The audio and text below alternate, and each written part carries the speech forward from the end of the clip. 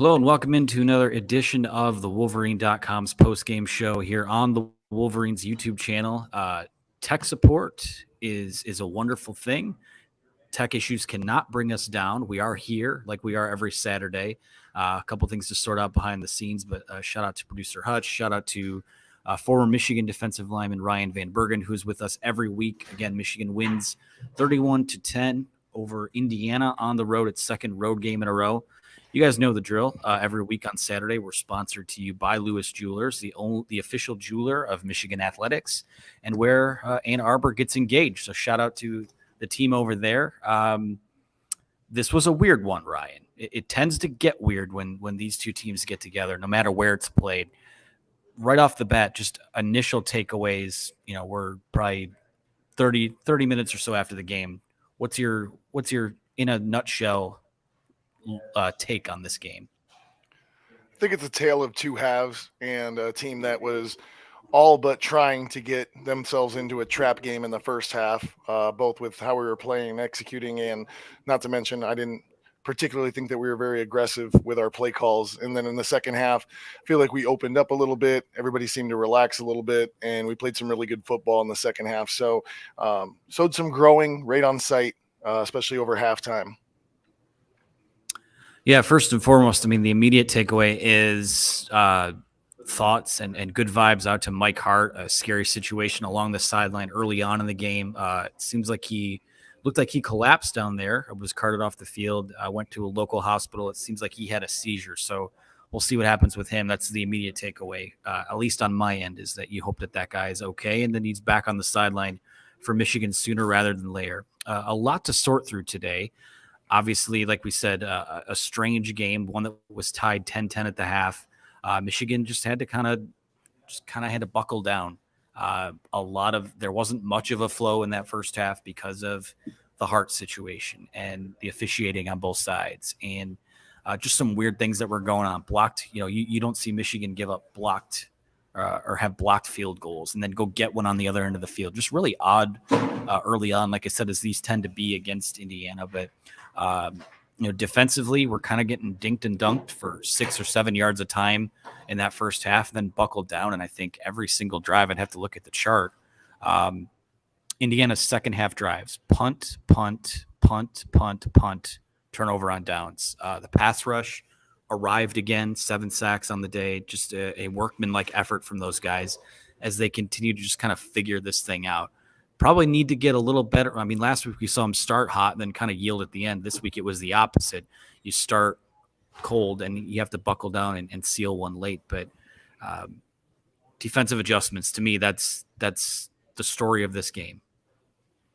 I think so. I think defensive adjustments. I think our defensive line, there's been questions that we've come to these podcasts after games so far this year, and there's been questions about, do we have the pass rush that we've had in the past? And again, the pass rush that we had in the past is 2 first-rounders, which is such a rarity. But I think the questions have been answered. We got guys. We got guys that'll come at you and get after your pass rusher. We got guys that can twist and stunt.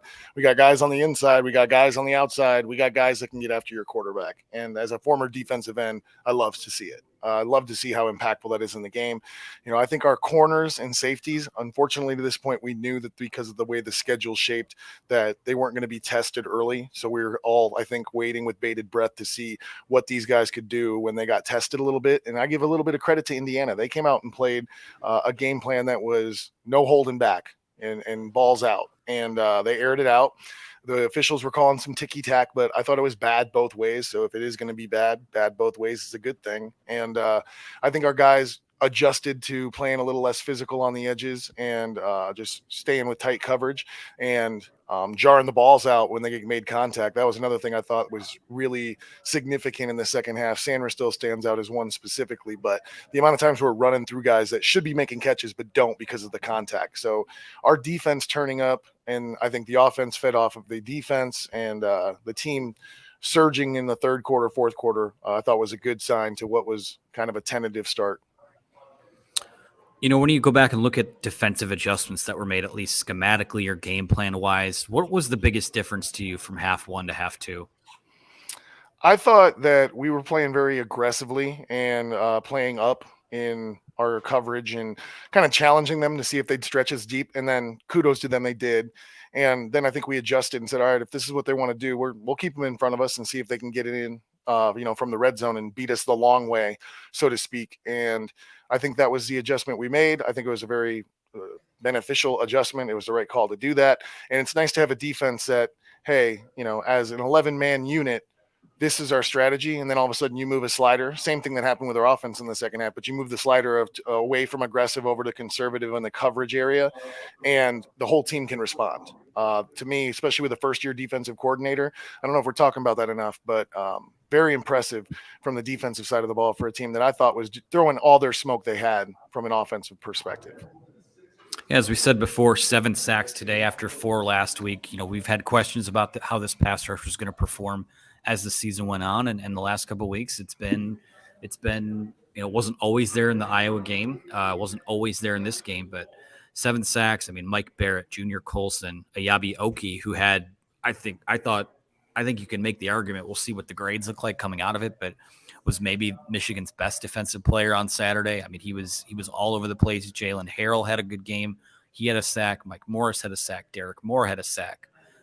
Braden McGregor had a sack. It's almost like anyone who got back there had one moment to kind of bask in.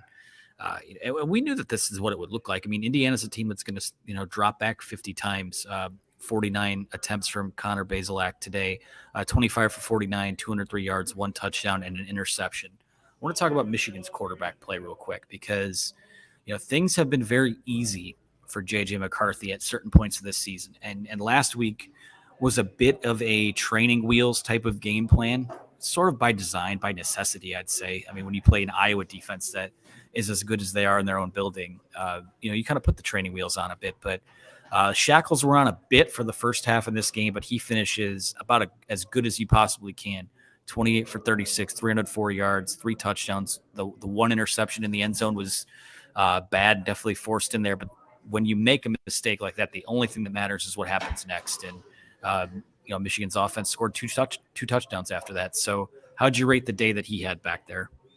I thought he played really well. We all know he forced one ball that he knows he shouldn't have thrown there in the red zone that gets tipped up, but Ronnie Bell was sandwiched there. And I do believe someone would have come open as a second progression underneath, but kids trying to make a play, that's what we have him here for. So overall, I thought he played really well. I do think we talked a lot about it last week, but play calling, especially first half and then beginning of the third quarter, we didn't stress. I'm using words that Joel Klatt uses, so forgive me for that. But we didn't stress. I thought he was accurate. They didn't stress the defense. The defense didn't have, A.J. Henning going across the motion, Blake Corum coming the other way, Schoonmaker coming from the other side. Everything was so straightforward from the Michigan side of the football when it came to play calling. And I thought that was very limiting and also allowed Indiana to really key on what was going to happen next. When you don't have the threat of different things happening pre-play because of the look that you have, it's really easy to pin your ears back and commit as a defense to stopping this run or this inside zone or whatever you may see. So I do think that we started on first down, the balance of run pass got a little more balanced, maybe even tilted towards pass. But it's okay. And I think it was a learning opportunity for the offense to allow your passing offense to open up the run. And I feel like we're so consistently like we're going to run and set up the pass. Well, the threat of even faking to Blake Corum on first down, that commits 8 guys somewhere. So I think that we learned something about our offense today. I hope that we learned something about our offense today because we can't afford to be that stagnant that early against really good teams. Yeah, and of course we have a shout out and a super chat here from Shane Johnson who says Michigan was sloppy and still played good enough on the road. Missed Roman Wilson today. The defense was beast mode. Prayers for Mike Hart. Nice to have Fred Jackson on the bench. Yeah, I mean, if there's a guy that is qualified to kind of step in, Fred Jackson's definitely that guy. So season starts next week. Penn State obviously coming to town. So, yeah, 6-0 is good. You always want to get to bowl. I mean, Michigan has much higher goals than this, but you always want to get to bowl eligibility as soon as you possibly can. And it's been a while since they've started consecutive seasons 6-0. So good on them for that. Andrew D. says he's late to the show, but hoping the offense cleans up the play calling, something you were just kind of talking about, Ryan, telegraphing runner pass 90% of the time. Yeah, Michigan has a way of especially in those short yardage run situations, or the situations that you would think scream run. They have a way of calling a play that everyone in the building knows is coming. And sometimes it works. And you're like, wow, that's confident way to show confidence in your offense. But uh, I do think that they need to mix that up a little bit more. It's just, it is a little too predictable. I agree. I just think you're kind of shooting yourself in the foot when you are consistently getting 2nd and 9, 2nd and 8 from running the football and running between the tackles primarily on first downs. And I understand the perspective of we're so good they can't stop us even if they know what's coming, but it does help for them not to know what's coming. So I think like I said, hopefully led to some growth and development, because it's probably a different dynamic. 2 first-year offensive coordinators, co-offensive coordinators. I'd be love to sit and hear what goes on through the headset there, but I'm sure it's tough to find some energy and play off of one another there. So I do think that we need to change it up, mix it up, be a little more pre-dress, do a little more dressing pre-play, and not telegraph as it was put there what's going on offense. Yeah, and when you talk about this game, and I know I'll go back and watch, but just on first viewing here, and this is something that I'm sorry, Akita Mura, I'm sorry if I butchered the name, says, do you think that what happened to Mike Hart affected the team in the first half? Praying he's all right. Loved watching him play back in the day. I think it's impossible to sit here and suggest that it didn't have an effect. I mean, you watched one of your coaches go down on the sideline. He had to be taken out on the cart, and that's not. I know when we talk about Michigan's, Matt Weiss and Sharon Moore, the offensive coordinators, but Mike Hart shapes that too. He's the team's run game coordinator, and he has a voice in what the offense looks like and the rhythm of the play calling and things like that. And then all of a sudden you have someone else in charge of, when Blake Corum is on the field or when he comes off the field. So that's, I'll stop short of saying traumatic, but I mean, we know more about what's going on than those guys do on the sideline when it comes to updates and things like that. They played a whole half of football, not, watching their coach leave on a stretcher. So there's no way it didn't have an effect. Yeah, and you stopped short of calling it traumatic, and I don't know that I would. I played with Mike Hart.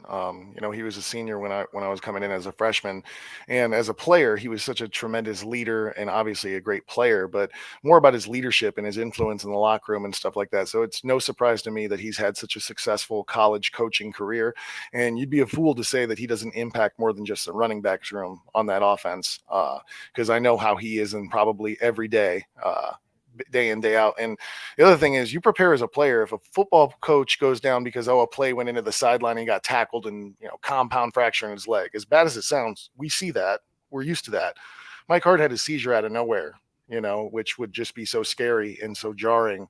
So I'm absolutely sure that it had an impact. And I've been communicating with my teammates and stuff like that. Everybody's hoping for good vibes and, everything's okay with him, because that'd be really traumatic on the sideline as a player. Yeah, to see one of your leaders go down like that is tough. So we do have an update on that. Jim Harbaugh is speaking to the media right now, says that Mike Hart is in stable condition and being evaluated at a local hospital, and that, quote, it puts things into perspective. So yeah, it's scary for sure. And I think that there was just so much going on early in that game with, like I said, the Mike Hart stuff. The officiating was weird. There was no real flow to it. It just, to me, game predictions go out the window. It's more, can you just get to the locker room at halftime, settle down, let everything just kind of wash over you and get to the locker room without disaster. And they were able to do that. And we saw a different team come out of the locker room. So we will go to a question now from Steve O, which I'll just lead right to you, Ryan. Steve O says, why don't they call more play action and roll JJ out? He throws so much more accurately on the move. I think it's a tremendous question, and I hope that we're examining why we don't do that a little more often, because I agree with you, especially on play action. You roll JJ out, he's going the opposite way of either Donovan Edwards or Blake Corum, and you've got defense that has to commit one way or the other. I think on first down, seeing some play action would be fantastic. I do think there's an element, and we saw him when he ran and made his spin move inside, of trying to protect him.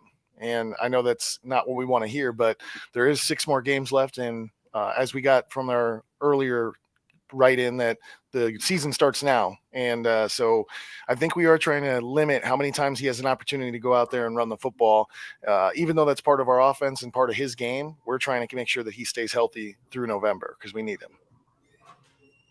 Yeah, I think there are times where JJ McCarthy, just like Caden McNamara, is being tasked with running the Michigan offense. And there are definitely things that they need to do to rein him in terms of taking risks with the football, getting down when he runs the football. I mean, he took a nasty shot in this game that, again, without Caden McNamara. Should have been targeting, by the way. I don't know how we don't get targeting on that. Led with his crown. I don't understand targeting. I never will. The officiating was an adventure today, to say the least. But I know there's still an aspect of his game where you're trying to rein him in a bit, but you can't shackle a guy like that either. I know this isn't going to be a Michigan passing game that runs 3 or 4 wide receivers out there and you're just chucking the ball down the field. But when you get him on the move and then he's able to hit someone like Ronnie Bell on a crossing route, or Cornelius Johnson, who should have had a 97-yard touchdown, but he redeemed himself later. You just got to let that guy play. I mean, there are times where they try to retrofit him into what the Michigan offense is or what they want it to be. They need to start doing a little bit more to emphasize and accentuate what he does well. Yeah, I would agree with that. And I also just think I'm curious because I think he's now gotten to the level of experience where the conversation starts to happen between him and Harbaugh and him and the offensive coordinators of, hey, here's what I like and here's where I feel comfortable. Now that I've been out there, this is a play I don't like. This is a look that I'd rather check out of.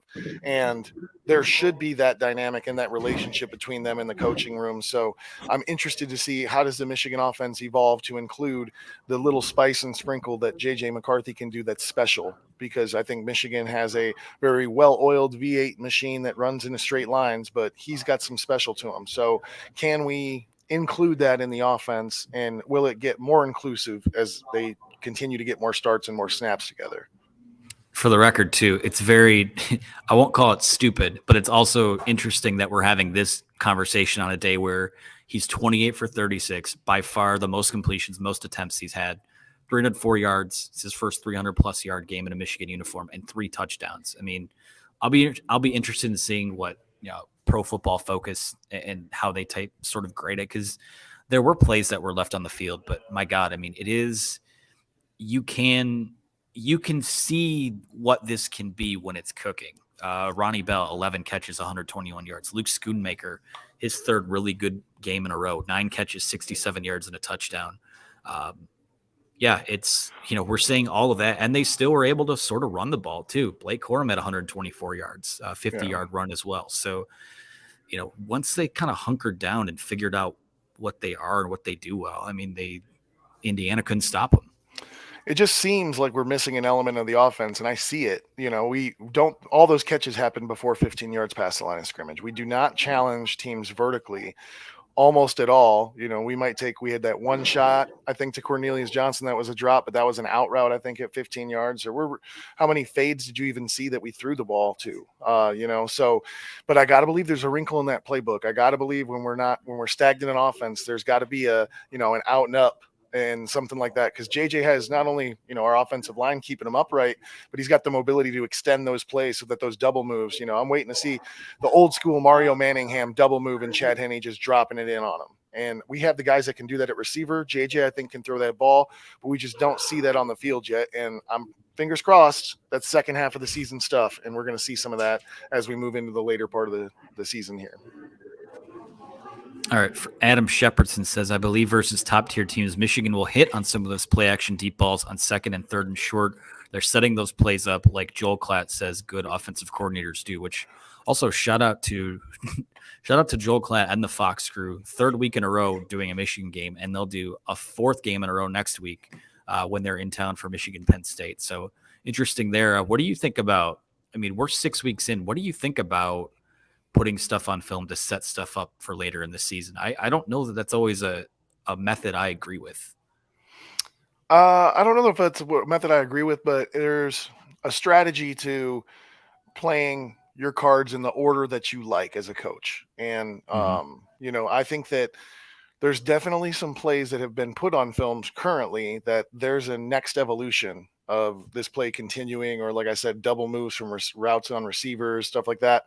So I definitely think that there's some things in the playbook that if teams decide to jump this out route or jump this, post or something like that, that we set up something that comes off of it. And I think that exists. I think that it's, each coach's discrepancy, whether or not, because the other thing you do is you just put it all on film and scare the hell out of defenses. And that's something that I think Ohio State does. And I think there's some other schools that probably do that in their air it out style offense. But Michigan in particular, I feel like we're saving the haymakers to make them count. And it's all good as long as they count in the big moments when we throw them.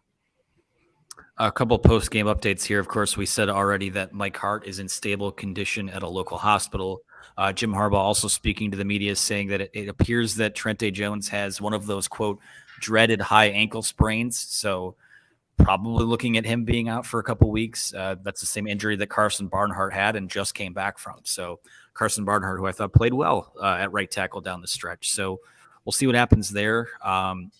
Sort of echoing what we've just said about J.J. McCarthy and the offense, Jim Harbaugh said part of the adjustments that were made coming out of the locker room was they wanted to emphasize putting the ball in J.J. McCarthy's hands. And maybe this is where something clicks now to go, hey, we know we can run the football, but there's another element, there's another gear we can have. Let's see what this guy does when we put the ball in his hands. I mean, there's some very nitpicky things about the performance we can get into. And obviously the interception in the end zone we talked about before isn't what you want to see, but got 28 for 36, 304 yards, 3 touchdowns. That's completing 78% of his passes still.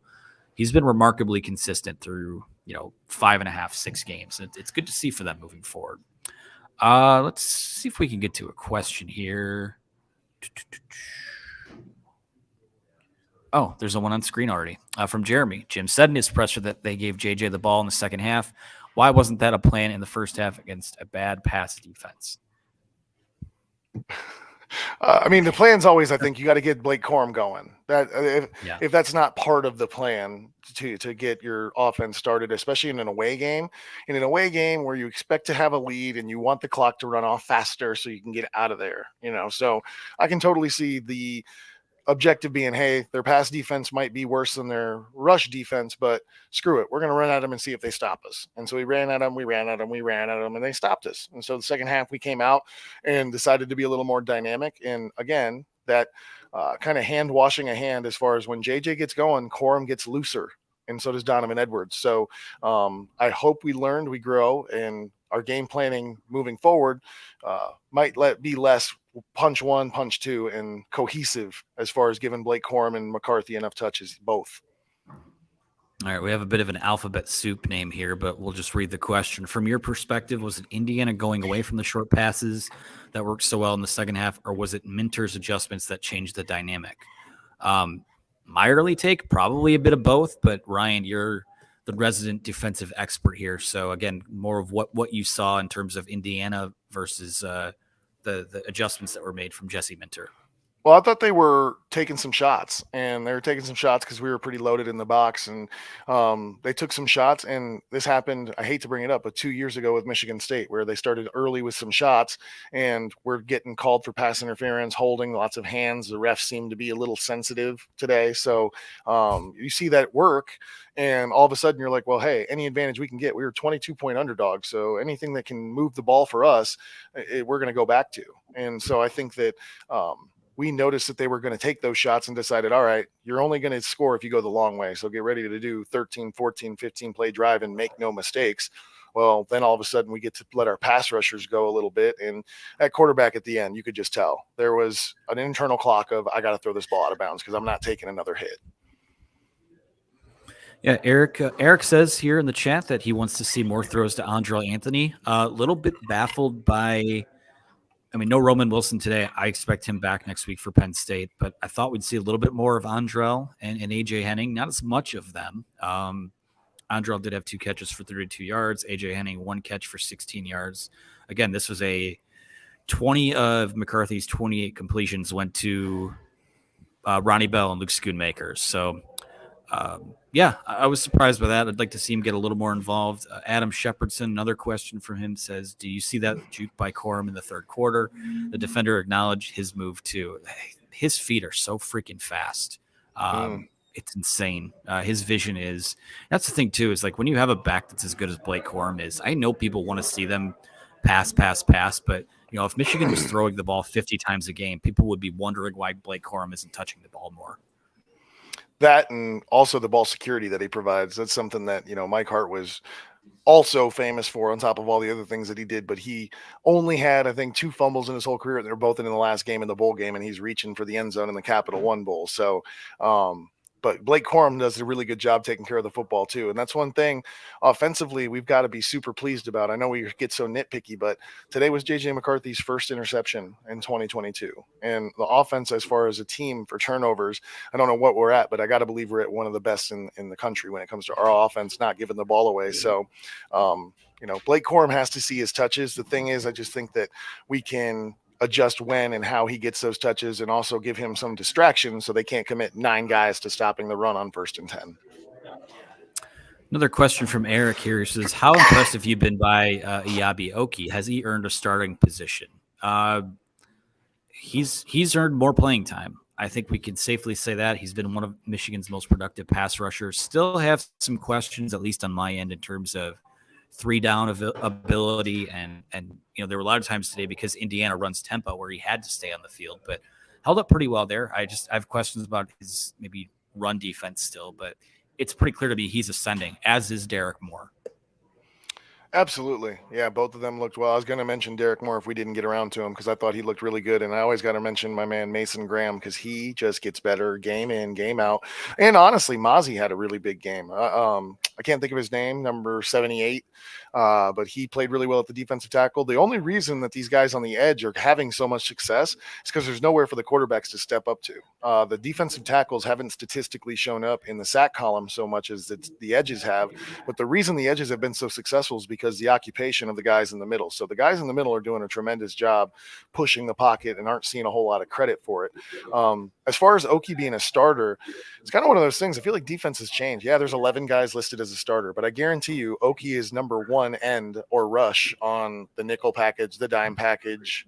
He's just not listed as the starter. So I think that he's earned to be on the field during passing downs 70% of the time, 80% of the time, because that's what he does best.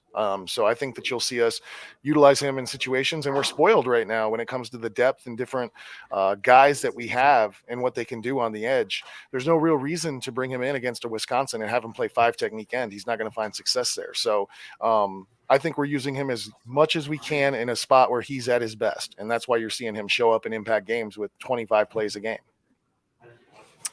Yeah, it's one of those things too. It's like basketball now. Like your starting 5 might not be what your closing 5 looks like. The guys that you have out there and need a big defensive stop or whatever it is. So similar situation here. Again, there were times where he had to play, every down on a drive because that's just the way that Indiana plays offense. But yeah, I thought that he passed a big test, and there was the one on Derek Moore's sack. They had a defensive line of 3 freshmen were out there. It was Mason Graham, Kenneth Grant, who you were referencing, and then Derek Moore gets the sack. So starting to see more of those guys play too.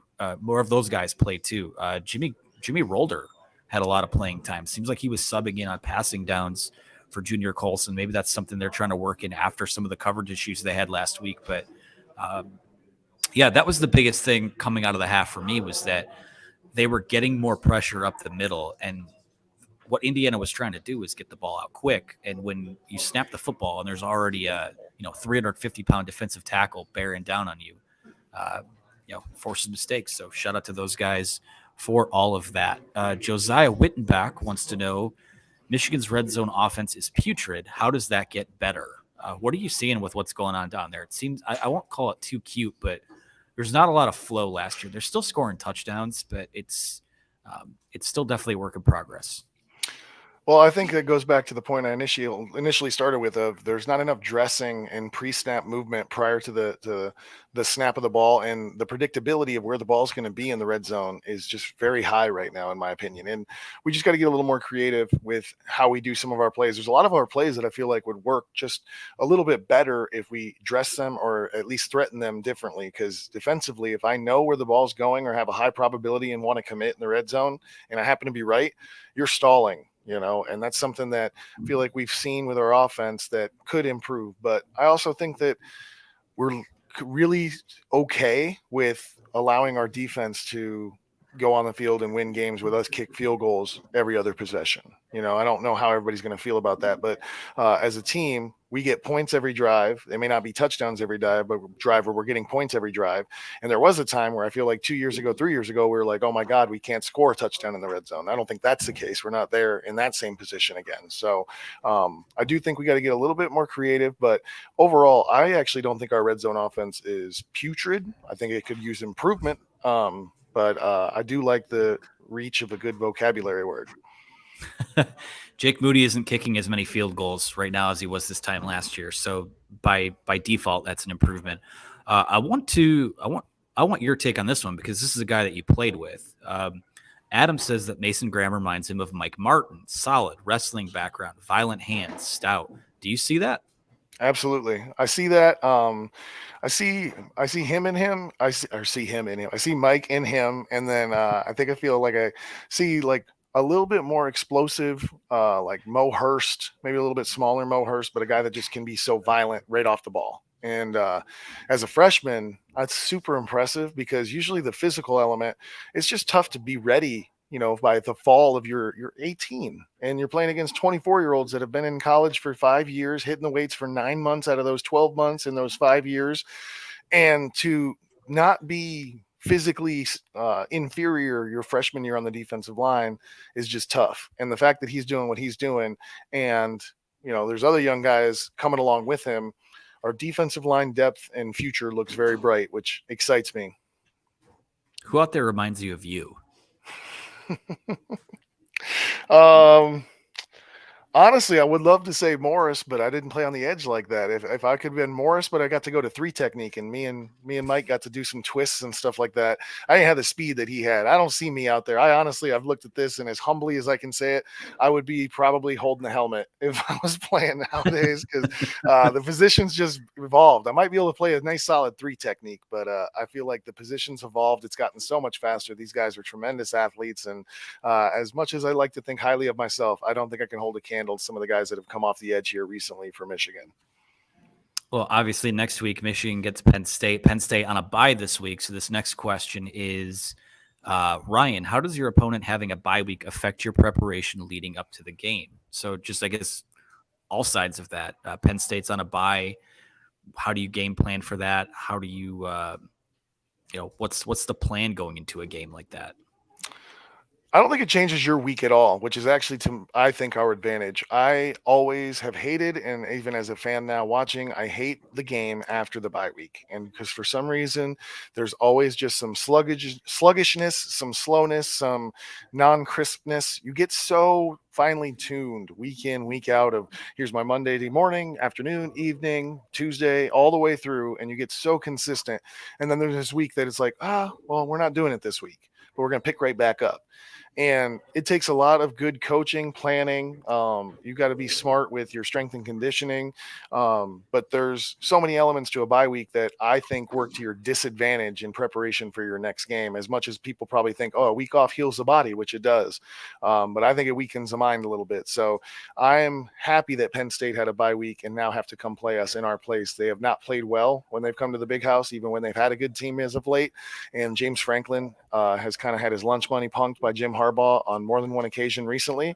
So I think all signs point to that favors Michigan, and I'm very happy and hope they had a very comfortable Saturday. On the flip side of that, I mean, Michigan will play Michigan State coming off a bye week. I know Michigan State probably not as good as they have been. Obviously not as good as they have been the last, at least last year. But concerns with, that's 2 games away now. It's Penn State, Michigan State, with a bye week sandwiched in there. So I guess concerns about that on your end. The only reason I have no concerns is that we have them right after they've had bludgeoning of a schedule. They play Ohio State, and then I think they might play Penn State after us, but I think they might have another Wisconsin or something like that. Like, they are in a thickness of their schedule where their bodies are going to be beaten and bruised, and they're going to know that at that time, I'm calling it now, but we'll probably be favored in that game. And so Michigan, as players on the bye week, yes, I'd be concerned that maybe it's a little less sharp, but I think we can beat Michigan State execution wise, even if we're not at our very best execution wise. And I also think these guys for Michigan have had enough of Michigan State beating them in seasons where they shouldn't have been in the game, or even blowing a big lead or something like that, like last year. So you got a lot of hungry guys on this Michigan team that really want to take it to Michigan State. And I don't think the bye week, if you could have a bye week that would help you the most, I think when you're just savoring and waiting for this opponent so you can just take them on and smash them, I think is going to be good for Michigan, or as good as a bye week can be. I did not realize this, but Michigan and Michigan State both have a bye week that weekend of the 22nd. So Yeah. maybe even less of a concern now. But yeah, Michigan State losing 14-7 against Ohio State as we do this show here. They will play Wisconsin next week at home. So a little update there on the team up the road, so to speak. Some respect here for you. Dunedin says RVB a legend in my mind, always. Adam says you were solid, and because of your motor, that Jim Harbaugh would have had you on the field. So give yourself a little more credit than that, Ryan. I appreciate it. Thanks. Let's see what else. We've got time for a few more here. Let's go to this game. This one from Michael, who says, "What are you looking forward to most about the Penn State game, and what do they do that worries you the most?"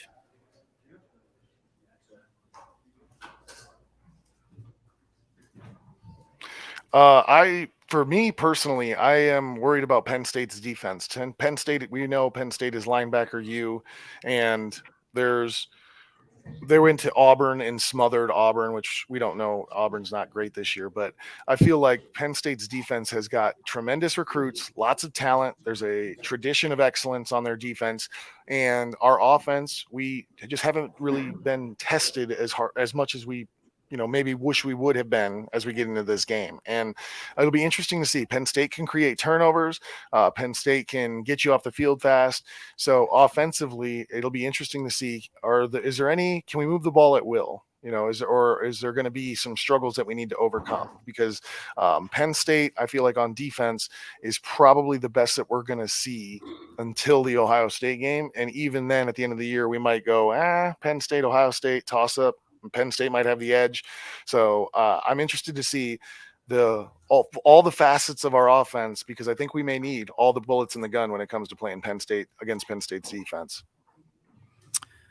Yeah, I agree with all that. We do have time for a few more questions here, so feel free to get yourself in. This is the last call. I'm going to take this one, though, from Kyle Tobias, who asks, can you rank the remaining 6 games on Michigan's schedule by difficulty? So I'm going to doing this off the top of my head here. So Ohio State's number 1. I'm going to say Penn State and Illinois are like 2 and 2A to me. Illinois has played really well. But I think it's Ohio State, it's Penn State. I'm going to throw that Michigan State game in there just because weird stuff happens when those two teams play. We will go from there.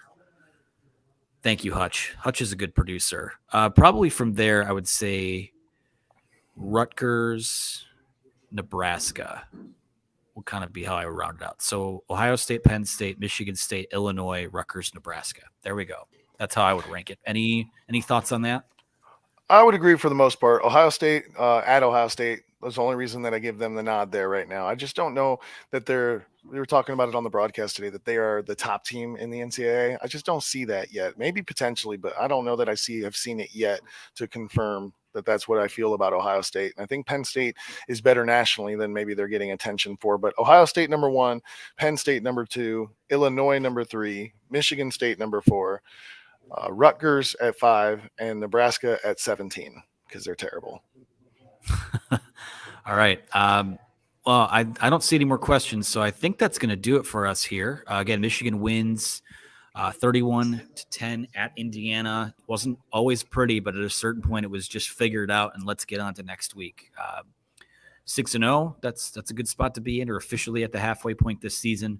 Another game next week against Penn State. Then you'll have a bye, come back, play Michigan State to close out October. So it is amazing how fast this season is going. But we appreciate you guys for being here. Ryan Van Bergen, thank you so much again for joining me as you do every week. Be sure to leave a like on the video below.